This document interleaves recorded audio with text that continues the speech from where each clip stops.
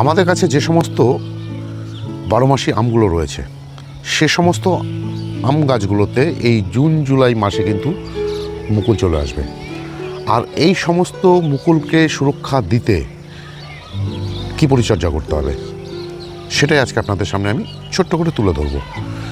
এ সময় এই মুকুলগুলো ফুটে যাওয়ার আগে সব থেকে বড় কাজ যেটা আমাদেরকে করতেই হবে সেটা হচ্ছে একটি কীটনাশক এবং একটি ফাঙ্গিসাইড গাছে স্প্রে করে দিতে হবে। যেহেতু বর্ষাকাল, বৃষ্টি যেমন হচ্ছে ঠিক তেমনই আবার প্রচণ্ড পরিমাণে রোদও উঠছে, গরমও পড়ছে, আবার বৃষ্টি হচ্ছে। এই অবস্থাতে দিয়ে দিতে হবে একটি ফাঙ্গিসাইড, এবং সেটা এই মুহূর্তে যেটা কাজ করবে, যদিও ফাঙ্গিসাইডটি একটু দামি কিন্তু এর জন্য যথেষ্ট ভালো, সেটা হচ্ছে অ্যামিস্টার টপ। নয়তো আপনারা স্প্রিন্ট বা সাপ সেটা ব্যবহার করতে পারেন। এছাড়া দিয়ে দিতে হবে একটি কীটনাশক, যেন গাছের মধ্যে যে সমস্ত পোকাগুলো এ সময় লেগে থাকে, জাপ পোকা, আবার পোকা সহ বিভিন্ন রকমের, যে সমস্ত পোকারা এ সময় এই মুকুলের থেকে রস চুষে খাবে, তাদেরকে প্রতিহত করতে দিয়ে দিতে হবে হয় কাকা জৈবভাবে, আর যদি আপনারা রাসায়নিক হিসেবে দিতে চান সেখানে দিয়ে দিতে হবে ইমিডাক্লোরোপিড।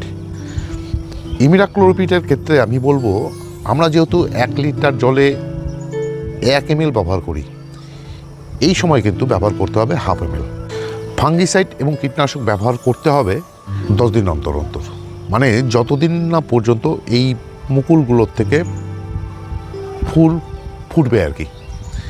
এছাড়া গাছের মধ্যে এ সময় একটি খাবার দিতে হবে যেটা স্প্রের মাধ্যমে, সেটা হচ্ছে 05234 ফসফরাস এবং পটাশের সোর্স।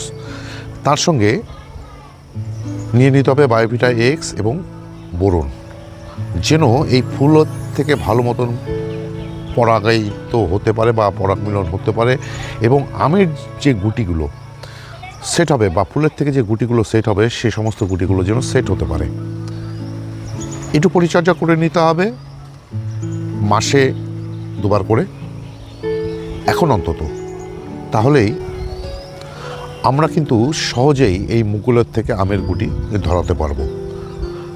এ ধরনের নিত্য নতুন ভিডিও পেতে চাইলে বা দেখতে চাইলে আমার যে চ্যানেল রান্তুর ছাদ বাগান, সেটাকে অবশ্যই সাবস্ক্রাইব করে নেবেন। সবাই ভালো থাকবেন।